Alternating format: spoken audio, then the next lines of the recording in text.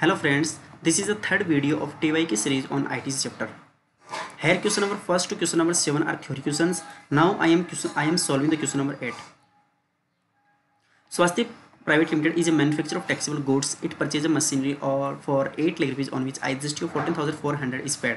The company has claimed the depreciation under the Income Tax Act 1961 on the full value of machinery that is including the IGST. Please underline company avail the depreciation on full value machinery means company avail the depreciation on GST component also. Okay, as well as company also avail the ITC under the GST Act. So in this question we have to check कि company point of view is correct as per GST law or not. So company point of view is incorrect because as per section 16 we have two options and we have to select one option. Okay, so what are the two options? First either we can claim the depreciation on GST components, and the second option is to avail the ITC under the GST Act.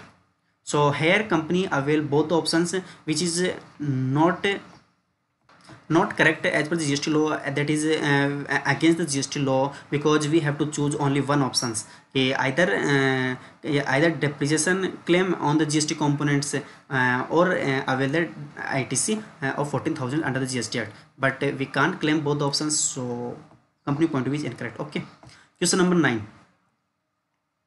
Sigma consultant on LLP of financial professional provide financial consultancy service is made on advance payment of 1,18,000 inclusive of IGST 18,000 means GST component 18,000. Okay.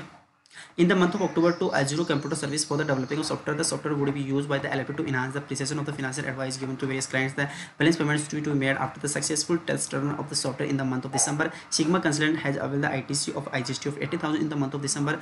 So do you think the Sigma consultant can avail the such ITC? So in this question, company make the payment means advance payment of 1,18,000 including GST components 18,000 in the month of October.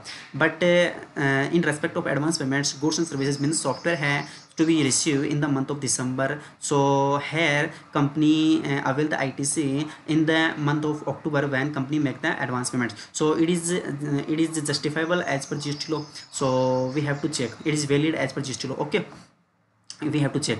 So first I am giving some reference of section 16 before solving these questions. So please see कि एक registered persons can take avail the ITC on goods and on inward goods and services which is to be used in the course of furtherance of business means कि we can claim the ITC on inward supply of goods and services which is to be used in the course of furtherance of business. Okay, if not used in the course of furtherance of business, then we can't claim the ITC. So first we have to use in the course of furtherance of business. Okay, then after we check the 4 conditions. The first condition is कि we have a valid tax invoice, debit note या prescribed tax paying documents against such goods and services. Okay, the second condition is we have received the goods and services. Third condition is tax paid on such supply on goods and services, and last and fourth condition we have furnished the return under section 39. So in this questions company make the advance payment of 1,18,000. So here company not receive the goods and services in the month of October because the software is usable in the month of December onwards. So company can't avail the ITC in the month of October because here the second conditions to receive goods and services is not fulfilled. Okay, question number 10. A taxable person in the business of information technology, he buy a car, maximum sitting capacity of 5 persons for use of his executive director. Can he avail the ITC in respect of GST paid on the purchase of such car? So we have to check कि company can avail the ITC on car which sitting capacity 5 persons which is to be used for his executive director. So before solving these questions, I am giving reference of section 17 in respect of motor vehicle. So here credit in respect of motor vehicle is not available for transportation of persons. So transportation of goods we can claim the ITC. So in case of transportation of persons,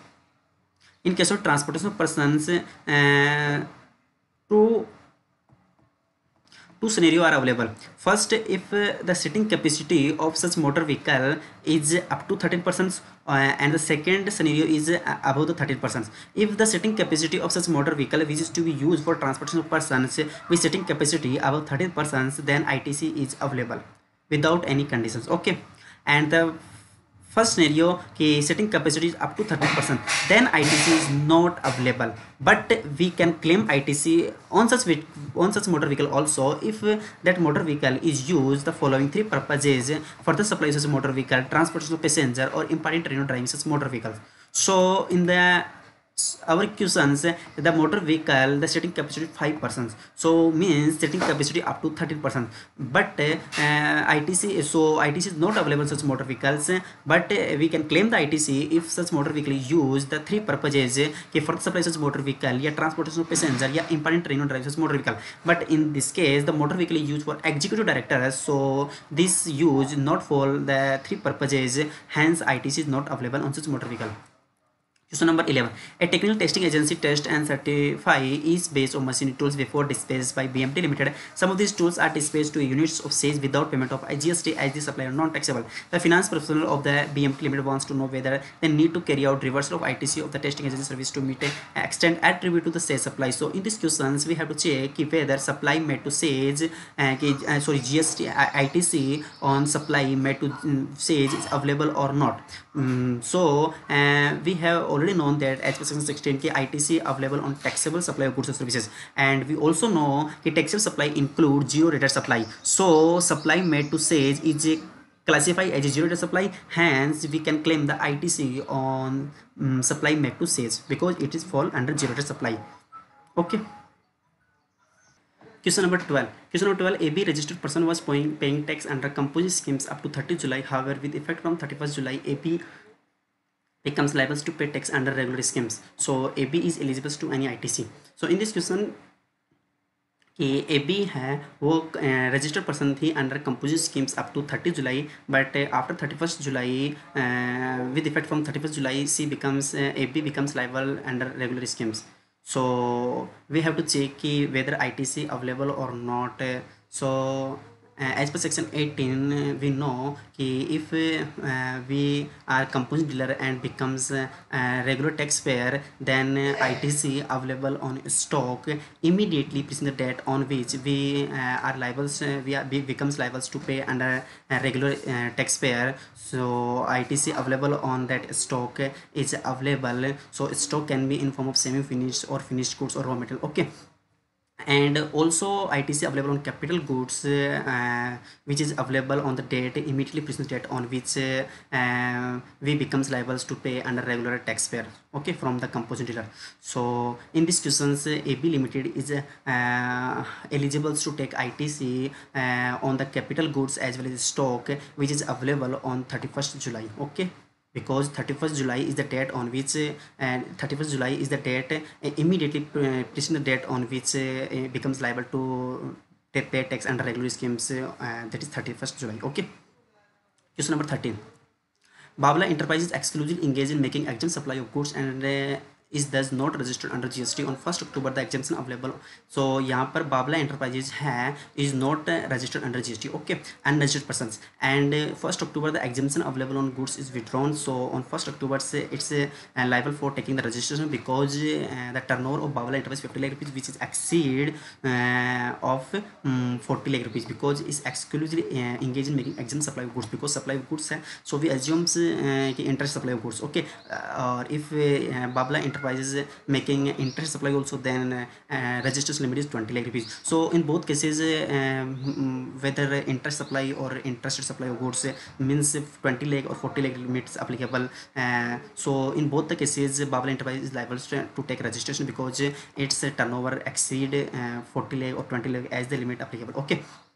Examine the eligibility of Babla Enterprises for availing the ITC. So we know if unregistered persons become liable to get the registration, then ITC available on the stock on the date immediately preceding date on which when we becomes liable to registration is available, okay. So stock available on 30 September is stock available on 31st December, we can claim ITC on that stock, but in case of capital goods ITC is not available in this case, okay. Question number 14. Mamta Trade Link Trader is exempt goods and provide taxable service. It is the registered and the GST on 1st October. The exemption available on its goods get withdrawn.